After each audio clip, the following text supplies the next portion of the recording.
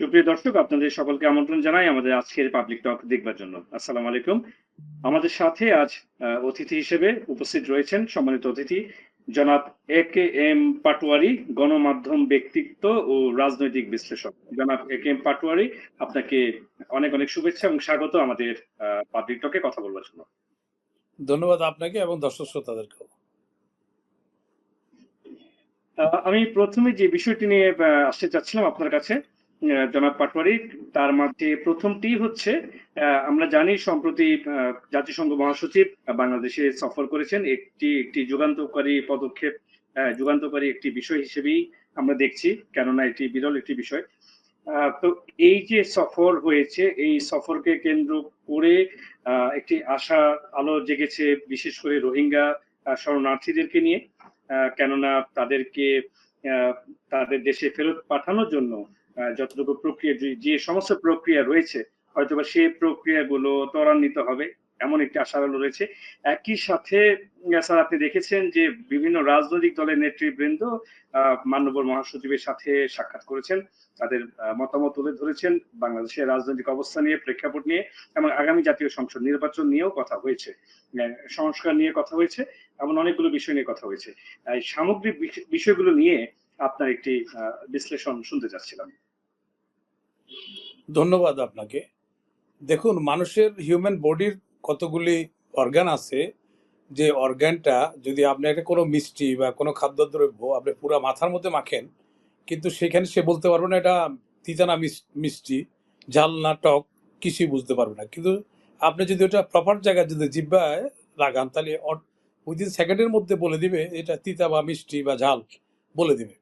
তো অনুরূপভাবে আমরা যে হাইভ তৈরি করছি জাতিসংঘ এটা আমেরিকান ড্রয়িং ডিজাইন অনুসারে, তাদের প্ল্যান অনুসারে কার্যকর করবে। এদের নিজস্ব কোনো বক্তব্য বা ক্ষমতা নাই।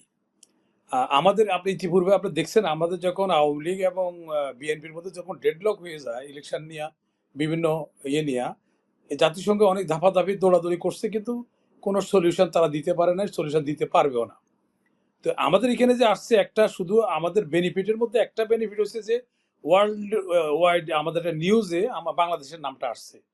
এছাড়া আর কোনো লাভ আমাদের হবে না, কারণ জাতিসংঘ সক্ষমতা নাই এই রোহিঙ্গাদের ফেরত দেওয়ার জন্য। যা এইটা আমরা অলরেডি আগে ভুল করে ফেলছি। আমরা আমাদের যে প্রিভিয়াস আগে পতিত গভর্নমেন্ট এটার জন্য যে স্টেপটা নেওয়া উচিত ছিল, সেই স্টেপের মধ্যে প্রথমত এটা তারা আসতে বাধা দেওয়া দরকার ছিল, যে এটা আমরা একা এটা অ্যাফোর্ড করতে পারবো না, এটা ওয়ার্ল্ডের সমস্যা, এটা আমাদের সমস্যা না। তো সে মানবাধিকারের সমস্যা, সেটা সারা ওয়ার্ল্ডকে আমরা এটা কনভিন্স করতে পারি নাই। তারপরে দ্বিতীয়ত, যদি আমরা ওয়ার্ল্ডকে না করে আমরা মুসলিম কান্ট্রিকেও যদি বলতাম যে আমাদের, আপনি দেখছেন আপনার আসছে আমাদের আপনার এরদোগান তার ফার্স্ট লেডি সহ আসছে। বরঞ্চ তখনকার সরকার বলছে যে উনি এত মাথা ব্যথা করেন, আমরা ওনাকে কি সুপারিশ করছে আসতে।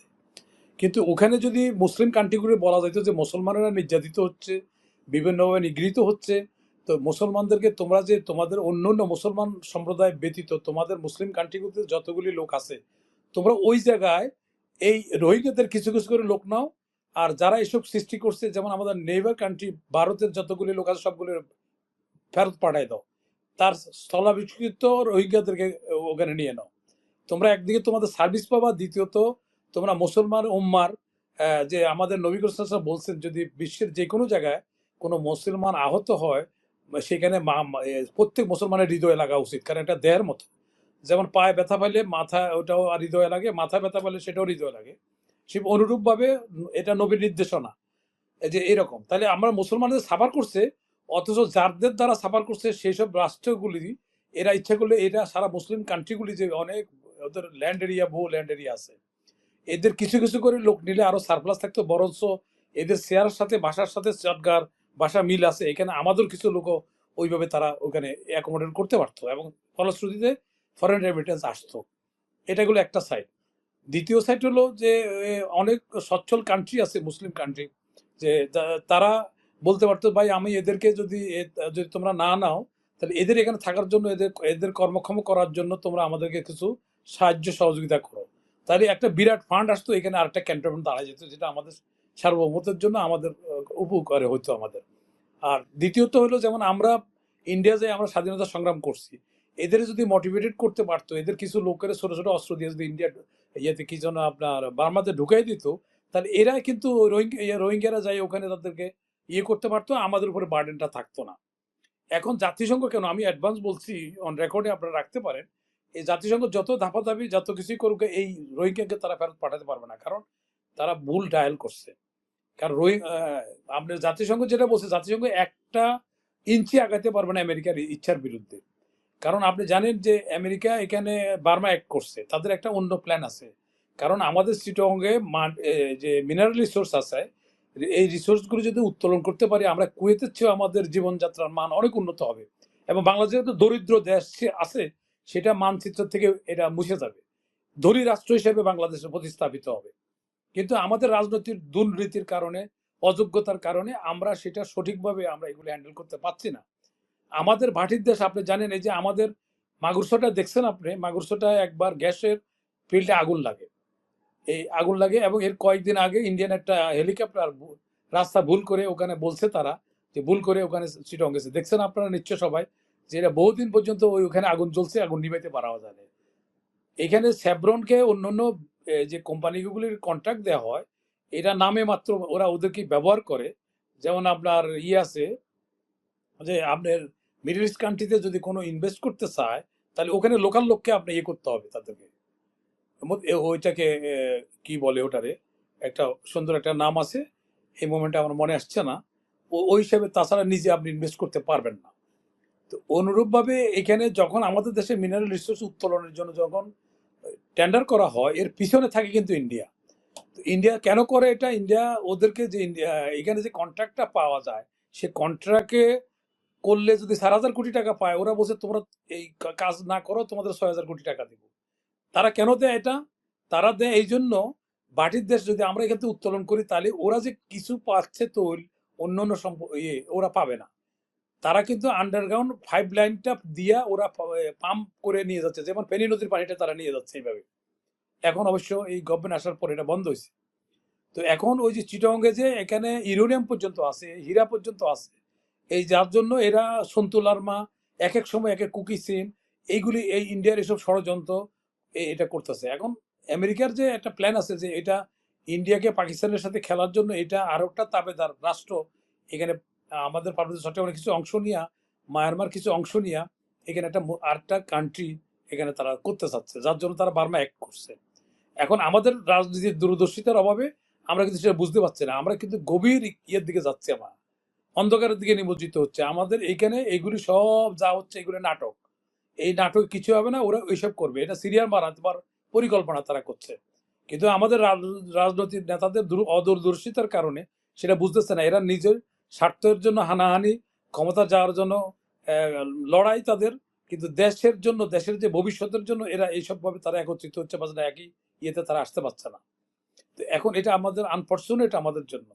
কিন্তু এখানে এই যে এটা আর রোহিঙ্গাদের যে মনে করেন আপনি কিছু কিছু করে এখানে যদি আমরা টেকনিক্যাল ভাবে, আমাদের দেশে লোকাল মার্কেটে অনেক জব অপরচুনিটি আছে, আপনি দেখবেন এখানে অনেকে ভালো বাবুসি পাচ্ছে না, কাজের লোক পাচ্ছে না, ড্রাইভার পাওয়া যাচ্ছে না।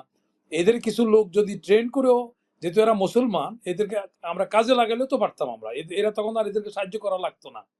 এরা প্রথম আমাদেরকে পিঠে হাত বুলাইয়া তারা কিন্তু কিছু সাহায্য টাহায্য টাকা পয়সা দিছে, তাদের আগের থেকে প্ল্যান ছিল একসময় তারা এটা বন্ধ করে দেবে, এখন তাই করছে।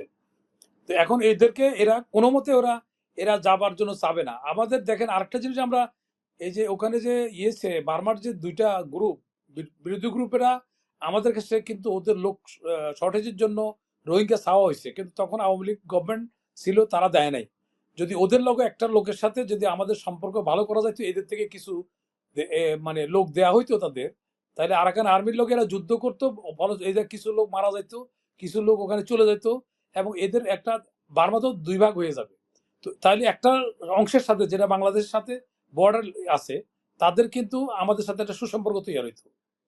এটা এটা মানে একদম আগের গভর্নমেন্ট এটা পুরা ইচ্ছাকৃত ইন্ডিয়ার ড্রয়িং ডিজাইন অনুসারে তারা ওটা অ্যাক্ট করছে। আপনি দেখেন আমাদের উপরে একটা ছাপাই দিছে, কিন্তু দেখেন এটার জন্য একটা জাম্বিয়া একটা ছোট্ট রাষ্ট্র মামলা করছে এটার ব্যাপারে, কিন্তু আমরা মামলা করতে পারি নাই। আমরা বাদী হওয়ার কথা বাংলাদেশের, বাংলাদেশ কিন্তু বাদীও না, মামলা করে নাই। পরে ওই রাষ্ট্র, যে মুসলিম রাষ্ট্রটি, ছোট রাষ্ট্রটি, পরে তারা কেস উইথড্র করছে জাতিসংঘ থেকে। আমরা জাতিসংঘ থেকে যে কমপ্লেন ছিল সেটাও ইন্ডিয়ার পরামর্শ অনুসারে শেখ হাসিনা এটা প্রত্যাহার করে নিচ্ছে। আপনি এটা আপনারা নিশ্চয় জানেন, আপনাদের নলেজ আছে নিশ্চয়। হ্যালো, হ্যালো, শুনতে পাচ্ছেন? জি স্যার, আমরা শুনছি স্যার, আমরা শুনছি। এগুলি এগুলি আপনারা দেখছেন, কিন্তু আমাদের কোনো লোক কিন্তু এইসব লাইনে কথা বলছে না। এরা রিস্ক মনে করছে এই কথাগুলি বললে বিভিন্ন লোক এদের পিছনে লেগে যাবে, সেই জন্য আমাদের কিন্তু আমাদের এখন রাষ্ট্রের স্বার্থে আমরা সিরিয়া হইতে চাই না।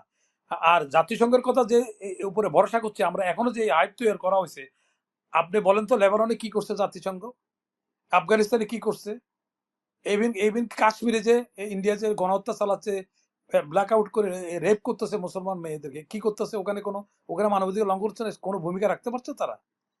কোনো ভূমিকা রাখতে পারছে না। এটা নামে ঠুনকো জগন্নাথ, উজিরে খামাকা এনে আসছেন, একটা শুনতে ভালো, সাউন্ড ভালো, এছাড়া কোনো কিছু হবে না। আর চায়না দেখবে, চায়নার স্বার্থ দেখেন, চায়না কিভাবে তাদের ডিপ্লোমেসিটা কিভাবে তারা স্ট্রং, তারা কিভাবে কৌশলগত দিক দিয়ে তারা চায়নার একমতে চায় না, এটা বলা আছে। তারা কিভাবে করলো পাকিস্তান ওখানে বার্মার যে মিনারেল রিসোর্স গুলি তারা নিয়ে যাচ্ছে, জানতাদেরকে সামান্য ডেভেলপার কোম্পানি যেভাবে বিল্ডিং করলে আপনি 30-40 দিয়ে, ওদের মাত্র 20% দিয়ে বাকি 80% চায়না নিয়ে যাচ্ছে। চায়না দুই দিকে হেল্প করছে, দুইটা বিদ্রোহী গ্রুপও করছে এবং সরকার গ্রুপকে করছে। ফলশ্রুতিতে তাদের কোনো স্থাপনার পরে ওরা বার্মার নিজেদের সম্পত্তি নিজেরা ধ্বংস করছে, বোমা মারতেছে, করতেছে, কিন্তু চায়নার কোনো স্থাপনার পরে তারা একটা গুলিও করে নাই। কারণ তারা বলছে, ভাই আমরা তোমাদের লাগে আমরা ব্যবসা করতে আসছি। চায়না হলো একটা বেনিয়া, সে তার টাকা আছে, সে টাকা ইনভেস্ট করবে, সুদ নিবে, টাকা লাভ নিবে, সেটার মধ্যে আছে। সে কারোর সাথে তার কোনো ওই রকম কোনো যে অন্তরের বন্ধু এইরকম কোনো চায়না আসবে দেখেন নাই যে চায়না কোনো যুদ্ধের জন্য কারোর জন্য অস্ত্র দিছে, কারোর জন্য যুদ্ধের জন্য সৈন্য পাঠাইছে, অন্য অন্য রাষ্ট্র পাঠাইছে, কিন্তু তারা এটা করে না। তারা সারা বিশ্বকে অর্থনৈতিক দিক দিয়ে তারা আজকে তারা অর্থনৈতিক ওয়ারে তারা জিতে যাচ্ছে, আমেরিকা হেরে যাচ্ছে তাদের কাছে। তো এই কথাগুলো আমাদের বুঝতে হবে। এখন আর কোনো প্রশ্ন আপনার কি আছে কি? হ্যাঁ জি, জনাব পাটোয়ারি, আমি এখন একটি জায়গায় আসি, সেটি হচ্ছে আপনার আলোচনা থেকে উঠে এসেছে যে আপনি বলছিলেন যে রোহিঙ্গাদেরকে যদি আমরা কোনোভাবে অস্ত্র দিয়ে সহযোগিতা করে তাদের দেশে কোনোভাবে ফেরত পাঠানোর একটি প্রক্রিয়া আপনি বলছিলেন। এটি তো প্রথম থেকে করতে বাংলাদেশের জন্য পারতাম। সার্বভৌমত্বের জন্য, না না না, কিন্তু কিন্তু এটি তো আপনাকে আমি বলি একটা কথা, আমি বুঝে গেছি আপনি কি বলতে চাচ্ছেন। আপনার উপরে চাপায় দিছে, আপনার সার্বভৌমত্ব নষ্ট করলে তখন আপনি আরেকজনের সার্বভৌমত্ব না, পাকিস্তানের তো সার্বভৌমত্ব নষ্টের কথা ইন্ডিয়ার উপরে দোষারোপ করছে, তারা গেরিলা যুদ্ধের মধ্যে লাগাই দিছে না। তাহলে ইন্ডিয়া ওদের নাগরিক, তখন ওটা বলে তারা এস্টাবলিশ করতে পারতো না, কারণ এটা তো তাদের নাগরিক। আমরা দিছি, এটা কোনো প্রমাণ থাকতো না। আমরা যদি যে কোন দেশের কোন মেড, ওইটা মেড ইন, আমরা অর্ডার দিয়ে কিছু ছোটখাটো অস্ত্র আনতাম, ওইটা মেড ইন চায়না বা অন্য কোনো জায়গা লেখা থাকতো না, কোনো মেড ইন লেখা থাকতো না। আমরা ওটা দিতে পারতাম, ছোট ছোট অস্ত্র দিয়ে তাদের ঢুকাই দিতে পারতাম। তাহলে আমাদের ওখানে আমাদের যে পয়সা যাইতো, এর চেয়ে বেশি পয়সা এখন এদের খাওয়ানোর জন্য, পরিবেশের জন্য। এখন দেখেন সাতগাইয়ার লোকেরা এখন মাইনরিটি হয়ে যাচ্ছে, কারণ এরা সংখ্যা বেশি হয়ে যাচ্ছে এবং ওদেরকে সব উঠাই দিয়ে এখন কোনো কোনো জায়গায় ওই স্থানীয় লোকেরা মার খাচ্ছে এদের হাতে। আর পরিবেশের ভারসাম্য নষ্ট হচ্ছে, গাছগাছরা সবগুলি তারা রান্না বান্নার জন্য নিয়ে নিচ্ছে।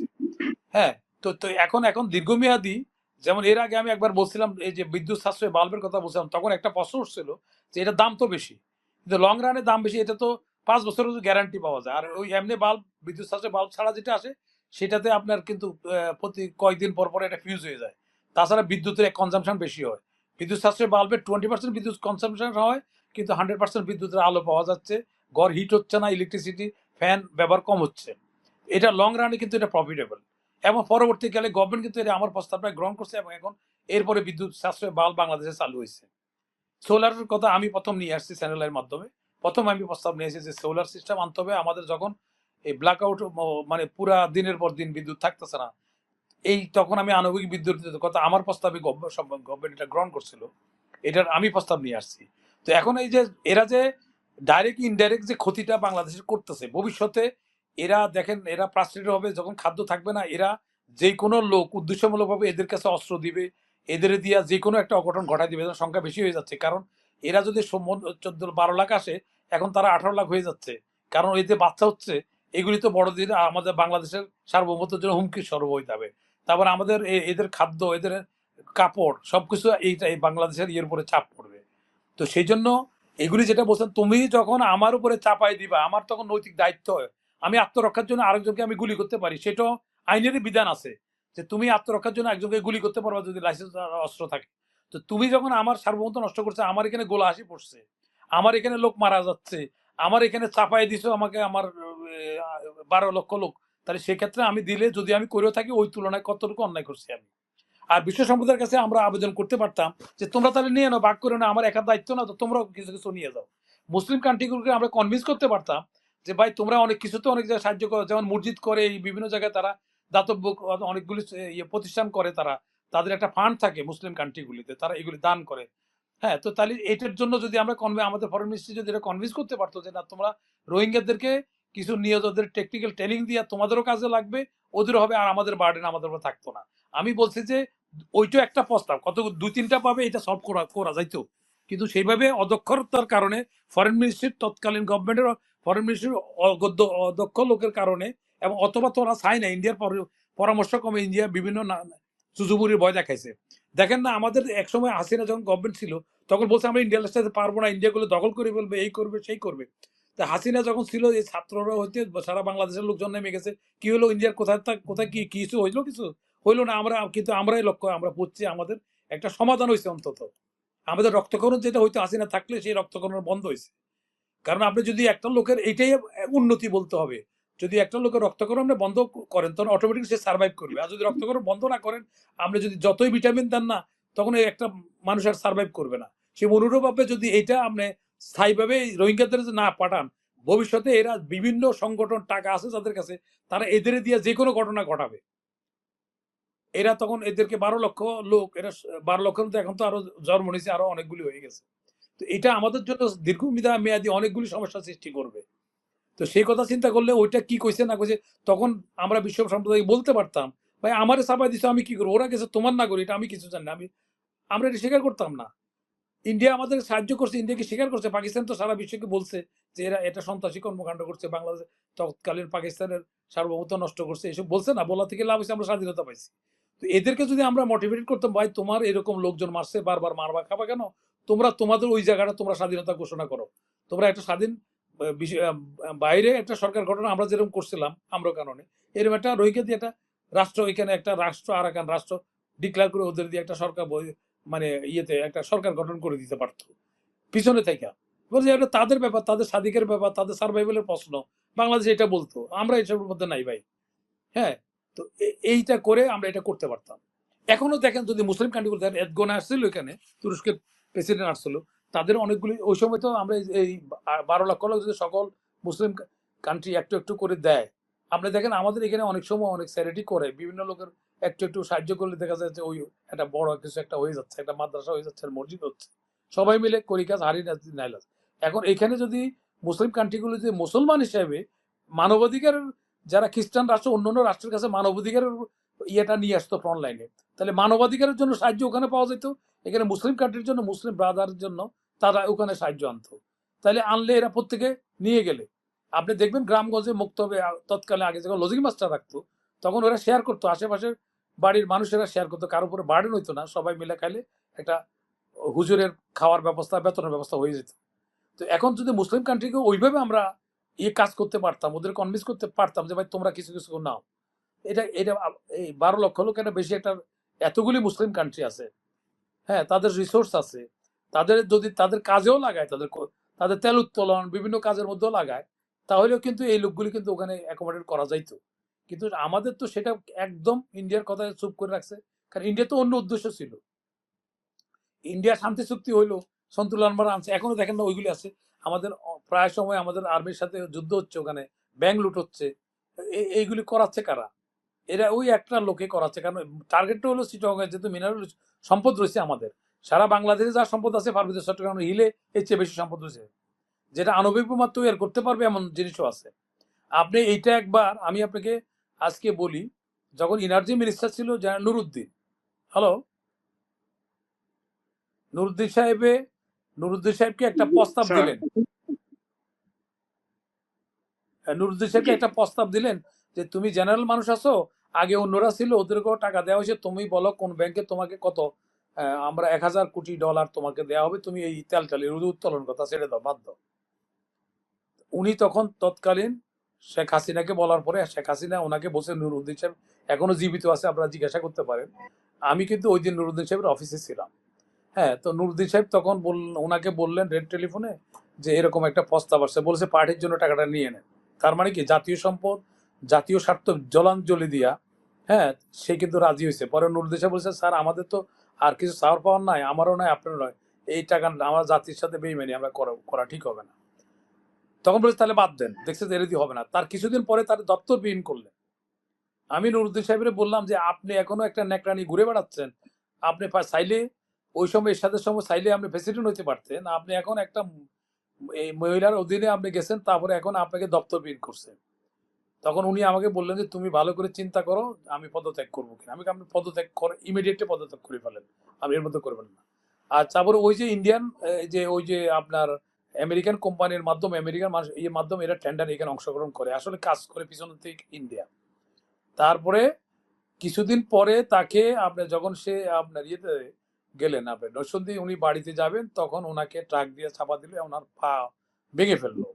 ওই যে যেখান থেকে যদি স্টিয়ারিং ছেড়ে দেয় গাড়ি নিচের দিকে যায়, পানি সবসময় নিচের দিকে যায়, কিন্তু ওনার গাড়িটা ছিল উপরে, কিন্তু ট্রাক ওইখানে যায়, ওনার ধাক্কা লাগার কথা না, এটা ধাক্কা দেওয়া হয়েছে তাকে। এরপরে উনি চুপ হয়ে গেছেন, আর আওয়ামী লীগও করেন না, নমিনেশনও চান নাই। এখন উনি তো চাপার লোক, উনি এটা প্রকাশ করেন না, কিন্তু আমরা জানি এই কথাগুলি পাবলিক ইয়েতে আসা উচিত। হ্যাঁ, দরকার নুরুদ্দিন সাহেব জিজ্ঞাসা করেন উনি কেন অ্যাক্সিডেন্ট কিভাবে করলো। এটাও করা হয়েছে ওইসব কারণের জন্য, যেহেতু উনি রাজি হন নাই। ওনার দেশপ্রেমিক ছিল, উনি এরশাদের সময় উনি চাইলে নিতে পারতেন, নেন নাই। আর্মির হাতে গোনা কয়েকজন ভালো লোকের মধ্যে নুরুদ্দিন একজন। তো এই যে এটা জাতীয় অনেকে জানে না, আজকে আমি মিডিয়াতে দিলাম, আপনারা নুরুদ্দিন সাহেবের সাথে কথা বলেন যে এরকম ঘটনা সেব্রনের যখন ওই সিলেটে যখন আগুন লাগলো, এই আগুন লাগার রহস্যটা কি, কি অসুবিধা কি ছিল, ওনার সাথে আপনারা কথা বলতে পারেন। ধন্যবাদ, ধন্যবাদ। জনাব পাটোয়ারি, আমি অন্য একটি বিষয়ে আসতে যাচ্ছিলাম। তার সাথে অবশ্য আমার একটি সম্পূরক প্রশ্ন রয়েছে, আপনার আলোচনা থেকে উঠে এসেছে। আমি সেই বিষয়টি অবশ্য আগে টাচ করি।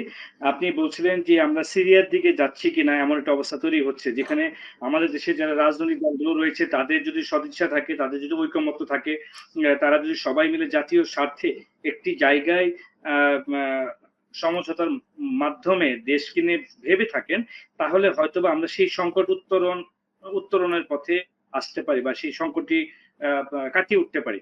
এই বিষয়ে আপনি কি বলতে চাচ্ছেন? আমি একটু জানতে চাচ্ছিলাম জনাব পাটোয়ারি, যে রাজনৈতিক দলগুলো আসলে এই ঐকমত্যে কি কখনোই পৌঁছাবে বাংলাদেশে, জনগণের স্বার্থে, দেশের স্বার্থে, দেশের সম্পদের স্বার্থে, সার্বভৌমত্বের স্বার্থে? এটি কি আপনার কাছে মনে হয়?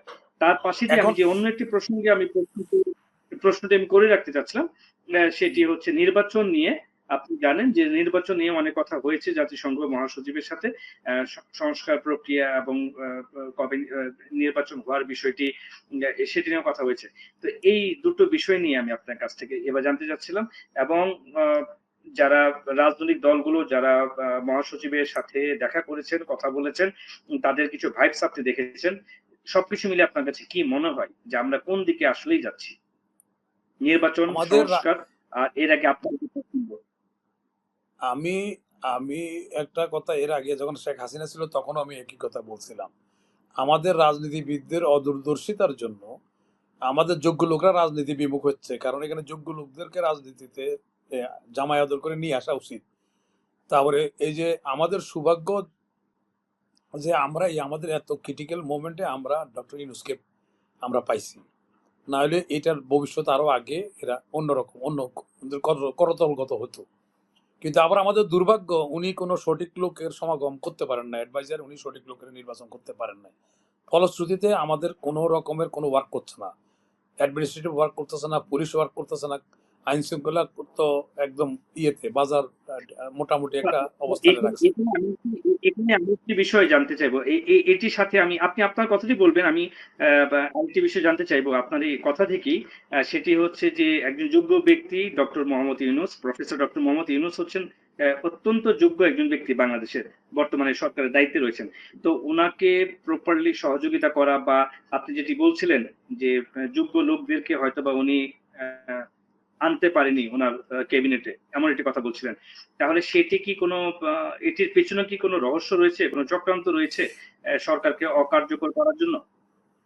এখানে অবশ্যই রহস্য আছে, কিন্তু সেটা ইউনূস সাহেব তো বুঝতে হবে ওনার। উনি একজন ভালো অর্থনীতিবিদ, ভালো মানুষ। ভালো মানুষ আর ভালো অ্যাডমিনিস্ট্রেটর এক জিনিস না। আপনি ভালো, উনি কোনো অ্যাডমিনিস্ট্রেটিভ কোনো কাজ করেন নাই, উনি অর্থনীতি নিয়ে কাজ করছেন। এখন ওনার যদি রাইট হ্যান্ড লেফট হ্যান্ড গুলি যদি সেরকম দক্ষ, চৌকস, হ্যাঁ অনেক দূর দেখতে পায়, এরকম লোকের সমাগম না করতে পারলে, অনেস্ট লোক, এই লোকগুলির সমাগম উনি করতে পারেন নাই। ওনার এখানে 90% ওনার অ্যাডভাইজাররা আছে যাদের বিভিন্ন রকমের বিতর্ক আছে। এমনও অ্যাডভাইজার আছে রেশন চুরির জন্য চাকরি গেছে, তাদেরও অ্যাডভাইজার হয়েছে। এমনও বিশেষ সহকারী আছে বিভিন্ন করছে যারা বাপে বলৎকার করার জন্য দেশ ত্যাগ করাই দিছে, অন্য জায়গায় মাইগ্রেট করছে। তো এখন ওনার তো এগুলি ব্যাকগ্রাউন্ড নেওয়ার কথা। আমি এর আগেও মিডিয়াতে এই কথাগুলি বলছি। উনি ওনার ক্রাইসিসের সময় আমরা মিডিয়াতে কথা বলছি ওনার সপক্ষে। সুরুন জেসুন গুপ্ত ছিল স্যাটেলাইটে, আমি ওনার পক্ষে কথা বলছি। আমি শুধু কথা বলি নাই, আমি এনআই খান, ওই যে সচিব তৎকালীন সাবেক প্রধানমন্ত্রীর PS1, তাকে দিয়ে আমি বললাম যে এটা সমাধান, স্যারের সাথে একটা সমাধান হলে স্যারেরও ভালো, দেশেরও ভালো, আমাদের অর্থনৈতিক যে দুরবস্থাগুলি সেটাও ভালো। রাষ্ট্রের জন্য এই ভাই ভাই হানাহানি না করে এটার সমাধান করা যায় না, কি এমন সমস্যা করছে। এবং ডক্টর ইউনূস স্যারও বহুবার চেষ্টা করছে ওনার লগে দেখা করতে, সে অ্যাপয়েন্টমেন্টে দেয় না। এমনভাবে সে এইটা কেন করছে, এটা করছে ইন্ডিয়া সাজেশন ইয়ে হিসাবে। ইউনূস সাহেব আসলে দেশের সমৃদ্ধি, ওরা তো এখানে মার্কেট করতে চায়, আমাদের একটা মার্কেট করতে চায়, যার পরিপ্রেক্ষিতে ভালো লোকের দেখেন না এখন ওনার এখানে।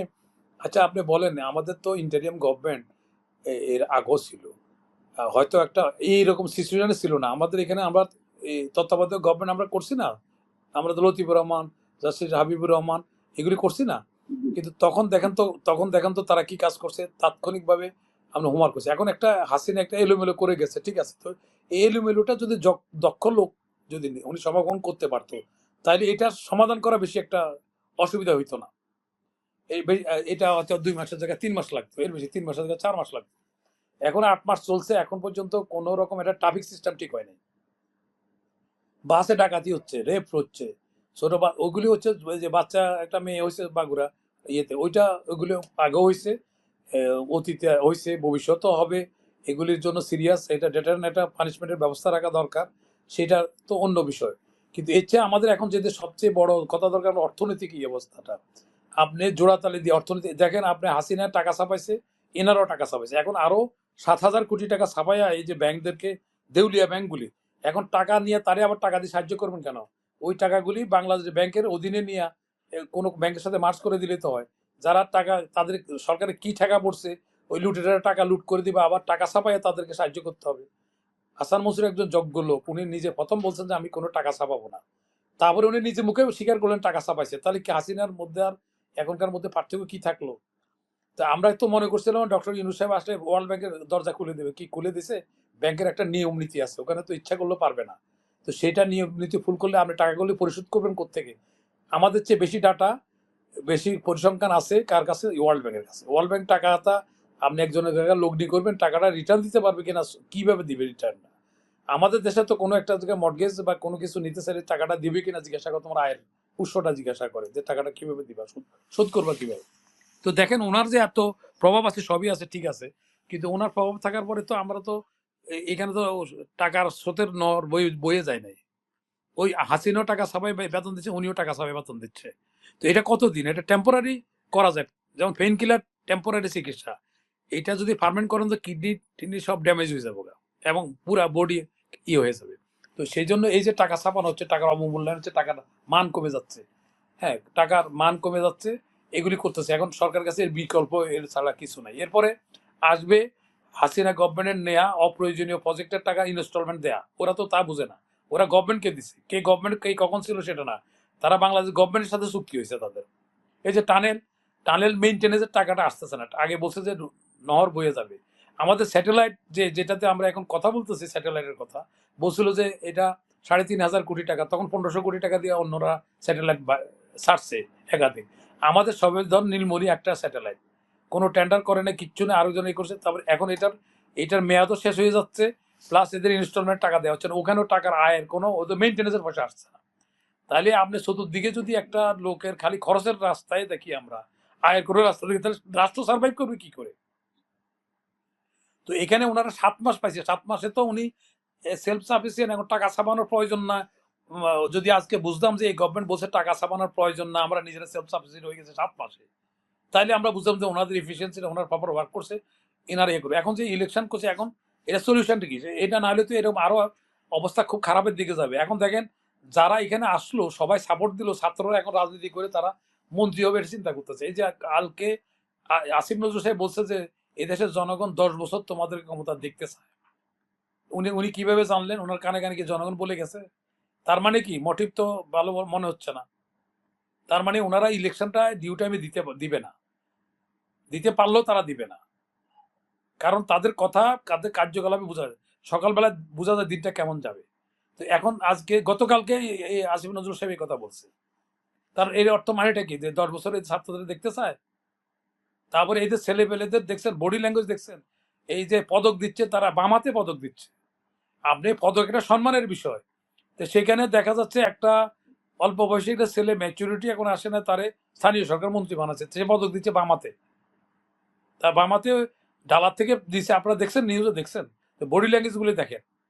তো এরা এই ক্রাইসিস কি করে উত্তরণ করবে? এরা এরা আছে, এদের নিয়ে এখন কি করে আবার এটা নামে মাত্র আবার হাসিনার মতো একটা ইলেকশন কইরা কোন রকম এরা আবার আবার কয়েক বছর থেকে যাওয়ার ব্যবস্থা। তো এখন ঘটক যদি বিয়ে করতে চায়, তাহলে সেখানে আপনি কি গলক পাত্রী, আপনি ছেলের বউ পাবেন? পাবেন না তো, ঘটক তো নিজে পছন্দ করে বিয়ে করতে। এখন ক্ষমতার জন্য যারা গেলেন এরা টেম্পোরারি জন্য, আপনি এখন ইমিডিয়েটলি সরকারের হলো ইলেকশন করে দেয়া।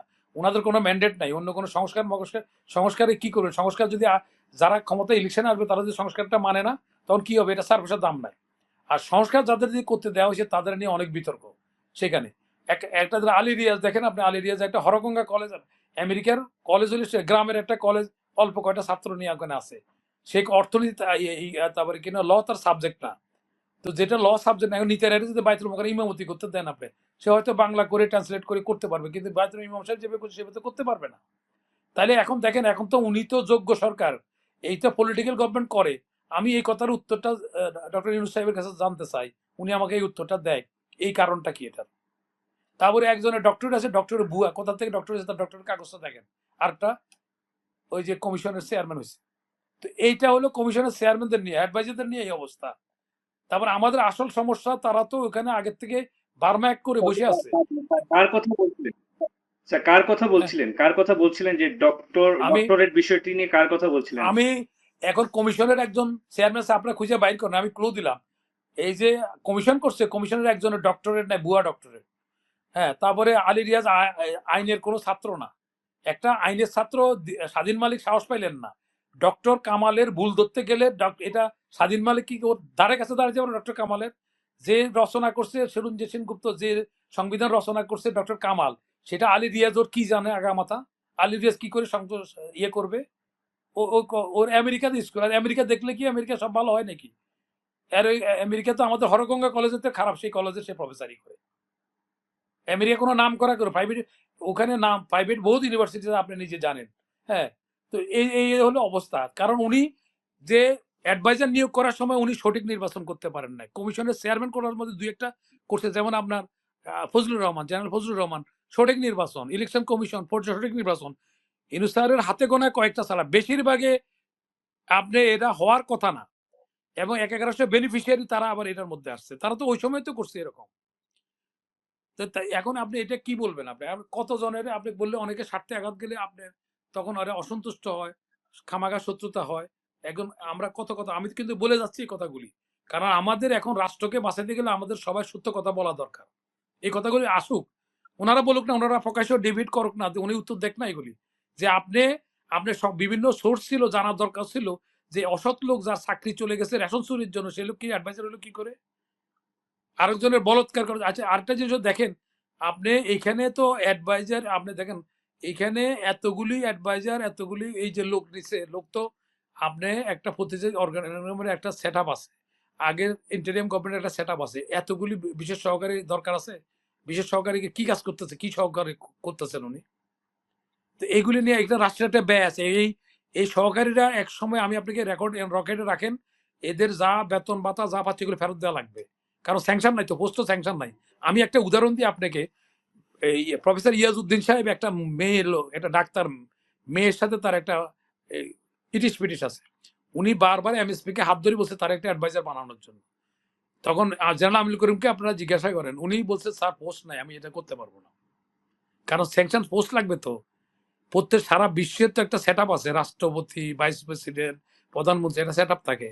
তো এখানে যে বিশেষ সহকারী এ সচিব পদ মর্যাদায়, ও স্টেট মিনিস্টারের পদ মর্যাদায়, এটা তো লিমিটেড কোম্পানি না, এটা গ্রামীণ ব্যাংক না, তো এটা রাষ্ট্র। তো তো রাষ্ট্র গেলে কোনো একটা অ্যাসিস্ট্যান্ট সে প্রতিমন্ত্রীর পদ মর্যাদা, আবার কোনো একটা অ্যাসিস্ট্যান্ট সে মন্ত্রীর পদ মর্যাদায়, কোনো একটা অ্যাসিস্ট্যান্ট আবার সে সচিব পদ মর্যাদায়। তো এটা কি, এটা কি লিমিটেড কোম্পানি? একটা তো একটা ধারাবাহিকতা, অতীতে এই পোস্ট আছে কিনা এগুলো এখন উনি করছেন, উনি জানি শুনে করেন না। ওনার যেহেতু প্রশাসনিক অভিজ্ঞতা ওনার কম, উনি বিদেশে ছিলেন, এখানে এই ক্রিটিক্যাল ব্যাপারগুলি ওনার কিন্তু নলেজের মধ্যে উনি কল্পনাও করতে পারেন না। আমাদের এখানে অনেক শয়তানের ইবলিসের কারখানা তো এখানে। তো উনি ছিলেন বিদেশে উনি সরল মানুষ, ভালো মানুষ, কোনো সন্দেহ নাই, ওনার লোভ লালসাও নাই। কিন্তু এখন এই যে ছাত্ররা ওনাকে মোটিভেট করতেছে, কারণ ওনার মৌনতি সম্মতির লক্ষণ। এরা সরকারে থেকে পার্টি করতেছে, এরা কি পার্টি করার জন্য গেছিল? ওদের আন্দোলনের সময় কোনো পার্টি করার কথা ছিল? তারপরে এখানে দেখেন ডক্টর কামাল পারলো না, ইউনূস সাহেব পারলেন না, এই ছাত্ররা কোরেশি পারলেন না, বদরুজ্জামান চৌধুরী পারলেন না, কর্নেল অলি পারলেন না পার্টির থেকে বাইরে হইয়া। তাহলে এই ছাত্ররা কি বসে এত, এদের এদের ধারে কাছে একটা ফিগার আছে এই পার্টি, এদের মধ্যে, ছেলেদের মধ্যে? তাহলে এরা পার্টি কি করবে? এই দেশের মানুষের ম্যান সাইটে, মানুষের মানুষের মনের মনস্তাত্ত্বিক একটা ব্যাপার সেট হয়ে গেছে কয়েকটা পার্টির ব্যাপারে, কয়েকটা পার্টির ব্যাপারে। এখানে আপনি যত খারাপই করবে দেখবেন ওদের সাপোর্টার কিন্তু অনেক।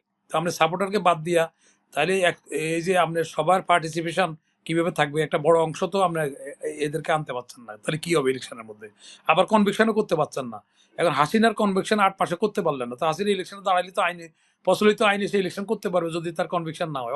অভিযোগের ভিত্তিতে সে ইলেকশন থেকে বাদ রাখতে পারবে না, এটা আইনে বলা আছে। তো এখন এ পর্যন্ত এতগুলি মন্ত্রী, কোন একটা মন্ত্রীর এরা দ্রুত বিচার আদালত করে তো এদের কনভিকশন দিলে তারা ইলেকশনটা করতে পারতো না। এখন যদি আওয়ামী লীগের এই লোকগুলি, এই যে মন্ত্রীগুলি যাদের আমরা 21 যারা অভিযুক্ত, তারা ইলেকশন গেলে আমরা ইলেকশন না করতে পারবেন না, তো তাহলে কি দাঁড়াইলো? এখন পর্যন্ত 8 মাস গেছে গে, কোনো এরকম যারা খুন খারাপি করছে, এটা তো 2.5 মাস 3 মাসে যথেষ্ট। আপনি দ্রুত বিচার আদালত করে তো এগুলো পানিশমেন্ট দেওয়া যেত। কারণ এনারা পানিশমেন্ট তো চাচ্ছেন না, এনারা চাচ্ছেন রাজনীতি করতে। এনারা চাচ্ছেন ভবিষ্যতে সরকার গঠন করে আবার সিলমারি কেমন করে আরো বেশি দিন থাকা যায়। তো এই যদি অবস্থা হয়, আর ওইদিকে অন্যদের তো সারা যারা নাটের গুরু অনেক আছে না, তারা যে এখানে তাদের একটা গেম আছে, তারা গেম আছে বাংলাদেশকে সিরিয়া বানাইতে চাচ্ছে। এবং এখান থেকে দেখেন সবাই কিন্তু রাজনীতি করে না। সিরিয়ার, ইরাক, ইরানে যে সাধারণ লোকেরা সাফার করছে, যে এখন দেখেন আজকে লেবাননে দেখেন স্যারি খাবি একটা টুকরা রুটি পাচ্ছে না, ওখানে খাদ্য দিচ্ছে, এটা বন্ধ করে দিচ্ছে। এই যে আপনারা এর পিছনে যে আপনার এই জাতিসংঘের এর পিছনে আমরা হাঁটতেছি, তো ওখানে যে রোজার মধ্যে যে তারা এক টুকরা রুটি পাচ্ছে না, তাদের রুটি যে সাহায্য দিচ্ছে বর্ডারে, সেটা বন্ধ করে দিচ্ছে ইসরায়েল। তো তুমি ওরে জিজ্ঞাসা করো না জাতিসংঘের চেয়ারম্যান, তুমি ওখানে কি করতেছো ভাই? এটা কি মানবাধিকার, কি মুসলমানের জন্য একরকম, অন্যদের জন্য আরেক রকম নাকি? তো এর পিছনে আপনি জানিয়ে শুনে এদের পিছনে কেন যাচ্ছেন? এর আগে যে জাতিসংঘের কতগুলি আছে, এরা ধাপাধাপি দৌড়াদৌড়ি করছে, কোনো সলিউশন দিতে পারছে? দিতে পারে নাই। ফলশ্রুতিতে 11 আসছে। তো আমার তো, যে আমি জানি যে সমাধান দিতে পারবো না, তার পিছনে আমি গেলে দেখেন সে বলছে আমি তোমার সাথে আছি। এই ব্যাক কথা। এই যে ইউনূস সাহেবের গভর্নমেন্ট, বাংলাদেশ সরকারের সাথে জাতিসংঘের প্রেসিডেন্ট বলছেন যে আমি আছি, সাথে আছি। সাথে কিভাবে আছো? তো কিছু টাকা নিয়ে আইছো রোহিঙ্গার জন্য? সাথে কি বাংলাদেশের অর্থনীতির জন্য কিছু সাহায্য নিয়ে আসছো? ওটা তার ক্ষমতাও নাই, তার ইয়েও নাই, সমর্থও নাই। আমি বললাম যে আমি আপনার সাথে আছি, তো আমি তো যুদ্ধে লাগাই দিলাম আপনার সাথে, আমি আপনার সাথে আছি, এই কথাগুলো কি করবেন? এবং ওরা তাদের নিজের ইচ্ছা একটা লোক নিতে পারে না তারা। আমেরিকার পূজা, ওয়ার্ল্ড ব্যাংকেরও দেখেন মেজরিটি শেয়ার হলো আমেরিকার। আমেরিকা যেদিকে ইয়ে করবে সেদিকে এটা কাজ হবে। আমেরিকার যে জাতিসংঘ তাই।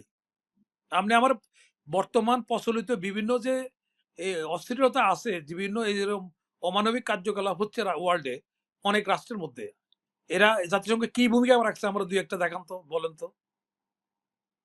আজকে যারা জাতিসংঘের দিয়ে লাফালাফি করতেছে, ওরা না জানে করতেছে, আর রাজনীতি করার জন্য করতেছে। কি জন্য রাজনীতি করতেছে? যে রাজনীতি করতেছে এই জন্য যে না আমাদের একটা পজিটিভ একটা নিউজ এসেছে যে জাতিসংঘের এখানে আমাদের ভিজিট আছে, একটা নিউজ হচ্ছে, এছাড়া আমাদের কোনো আর লাভের আমি দেখি না। ধন্যবাদ। ধন্যবাদ আপনাকে। ধন্যবাদ। ধন্যবাদ স্যার। সুপ্রিয় দর্শক, আপনাদের সকলকে আবারও ধন্যবাদ জানাই আমাদের সাথে এতক্ষণ যুক্ত থাকবার জন্য, আমাদের পাবলিক টক দেখবার জন্য। আবারও দেখা হবে নতুন কোনো অতিথি, নতুন কোনো বিষয় নিয়ে। ততক্ষণ পর্যন্ত সকলেই ভালো থাকুন, সুস্থ থাকুন, থাকুন সতর্ক। শুভরাত্রি।